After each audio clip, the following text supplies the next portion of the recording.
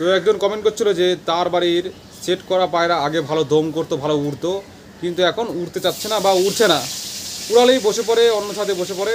তো এক্ষেত্রে কী করে পায়রাটাকে উড়ানো যেতে পারে এবং ভালো রেজাল্ট আনা যেতে পারে। এবং আরেকজন কমেন্ট করছিল যে কোনো পায়রা যদি সব পয়েন্টই ঠিকঠাক থাকে তবুও যদি সে পায়রা না ওড়ে, তো সেক্ষেত্রে কী করা উচিত। তো আজকে চলুন নতুন একটি ভিডিওতে সবাইকে ওয়েলকাম। আপনারা যদি কোনো বিষয়ে ভিডিও লাগে আপনারা কমেন্ট করতে পারেন, আমি অবশ্যই ভিডিও বানিয়ে দেবো।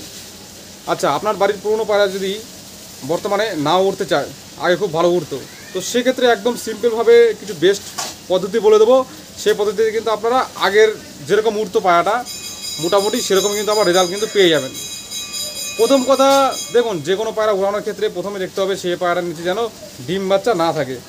ডিম বাচ্চা থাকাকালীন অনেক পায়রা ওড়ে, কিন্তু যেহেতু পায়রাটা উড়তে যাচ্ছে না সেহেতু তাকে একদম পুরো ফ্রিভাবে উড়াতে হবে, তার নিচে যেন কোনো ডিম বাচ্চা না থাকে। ডিম থাকলে পরে উড়ানো যেতে পারে, কিন্তু বাচ্চা থাকলে কিন্তু সেটাকে উড়ানো থেকে অ্যাভয়েড করতে হবে।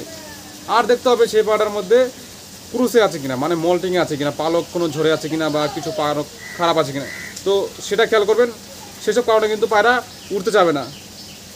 আপনারা শুধু পায়রা ছেড়ে উড়িয়ে দিলেন কিন্তু দেখলেন না সেটা কী প্রবলেমের জন্য উঠছে না, তো এগুলো কিন্তু দেখতে হবে। পালক ঠিকঠাক আছে কিনা সেটা দেখতে হবে।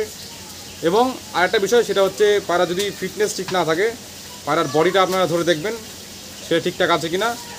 বডিটা অবশ্যই ঠিকঠাক করে তারপরে ওড়ার জন্য প্রস্তুতি করতে হবে। আর যদি পালক খারাপ থাকে, পালকটা নতুন করে গজাবে বা ভালো অবস্থায় আসবে, তারপরে সেটা উড়াতে হবে। আর যদি ঘরে কোনো বাচ্চা থাকে, ছোট বাচ্চা বা বড় বাচ্চা, তাহলে পরে সেটাকে উড়ানো থেকে অ্যাভয়েড করতে হবে। সেই সমস্ত পায়রা কিন্তু এমনিতেই উড়তে চাবে না। যে বিষয়গুলো বললাম এরকম থাকলে কিন্তু সে পায়রা উড়বে না। এবার এই ক্ষেত্রে আমাদের কি করা উচিত? প্রথম কথা যেগুলো বললাম সেগুলো করা যাবে না এবং পায়রাটাকে একদম পুরো ফ্রি রাখতে হবে, রেখে দিলে। এবার ধরুন পায়রাটা আপনি উড়াচ্ছেন, উড়ালে যদি বসে পড়ে অন্য জায়গায়, তো একদম সিম্পল সিস্টেম, ওই পায়রাটাকে আপনার বাড়ির যে ভালো পায়রা যেটা উড়ছে তার সাথে ছেড়ে দেবেন, তাহলে দেবেন উড়ার চেষ্টা করবে। এবার যদি আপনার বাড়িতে কোনো পায়রাই ভালো না উড়ছে বা ধরুন সে ভালো পায়রার সাথে উড়তে চাচ্ছে না সেই পায়রাটা, তাহলে একদম বাড়ির একটা যে পায়রাটা ভালো পায়রা মোটামুটি হাইটে যায় সেই পায়রাটার সাথে ওই পায়রাটাকে নিয়ে দূর থেকে ছেড়ে দেবেন। বাড়ির থেকে 50 মিটার 100 মিটার দূরে গিয়ে ছেড়ে দেবেন। দেখবেন ওই পায়রা কিন্তু পাক দেওয়া শুরু করবে এবং কিন্তু উড়া শুরু করবে। যদি তাতেও কাজ না হয়, সেই পায়রা যদি 50 মিটার বা 100 মিটার দূর থেকে সোজা এসে বাড়িতে বসে পড়ে, তো সেই ক্ষেত্রে কিন্তু উড়ানোর দূরত্ব আরও বাড়াতে হবে। তখন 500 মিটার দূর থেকে ছাড়তে হবে, বা তখন যদি না ওরে 1 কিলোমিটার দূর থেকে ছাড়াতে হবে। যখন দূরের থেকে একটা পায়রা ছাড়বেন তখন কিন্তু সেই পায়রাটা উড়তেই চাইবে, উড়তে বাধ্য। তো 2-3 দিন বা 4-5 দিন যখন প্র্যাকটিস করবেন দূর থেকে ছেড়ে, দেখবেন ওই পায়রাটা ওইখানে ছাড়ার পরে সাথে সাথে ওইখানে হাইট নিয়ে নেবে। তো এরকম 2-3 দিন প্র্যাকটিস করাবেন, তাতে পরে কি সেই পায়রা যে মাসেলটা বসে আছে সেই মাসেলটা অ্যাক্টিভ হয়ে যাবে এবং উড়ার মানসিকতা তৈরি হবে। পরবর্তীতে আপনি বাড়ির থেকে কিন্তু উড়াতে পারবেন, বাড়ির থেকেই উড়বে। এটা কিন্তু মানতে হবে। এগুলো হচ্ছে একদম পুরো গ্রাউন্ড লেভেলের বেসিক ধারণা, বুঝতে পেরেছেন, কিন্তু খুব কার্যকরী। আর একটা বিষয় হচ্ছে, যদি আপনাদের দূরে গিয়ে ছাড়তে অসুবিধা হচ্ছে বা ভয় পাচ্ছেন, তাহলে কি করবেন, বাড়ির থেকে সেই পায়রাটাকে বোমে বসাবেন বা যেখানে বসানোর পরে তারপরে পতাকা ইউজ করবেন।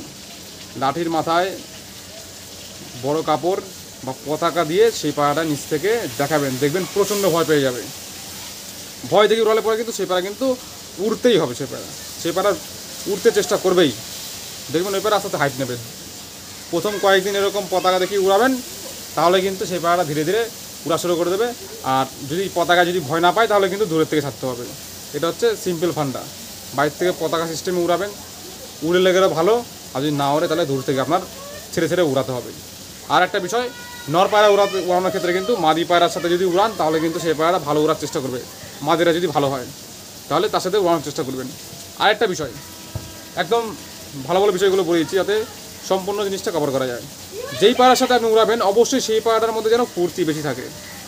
ধরুন আপনার যে পুরনো পায়রাটাকে আপনি উড়ানোর চেষ্টা করছেন, তার সাথে যেটাকে দেবেন, যেটা আপনার ভালো পায়রা উড়ছে, রানিং আছে, সেটা যেন স্পিড মানে জলবা ভালো থাকে, তার মধ্যে যেন ফুর্তি থাকে। কারণ পায়রা উড়ানোর সাথে সাথে সাইডের পায়রাটা যদি ফুর্তি বেশি থাকে তাহলে পায়রাটা কিন্তু উড়ার টেন্ডেন্সি ভালো নেবে।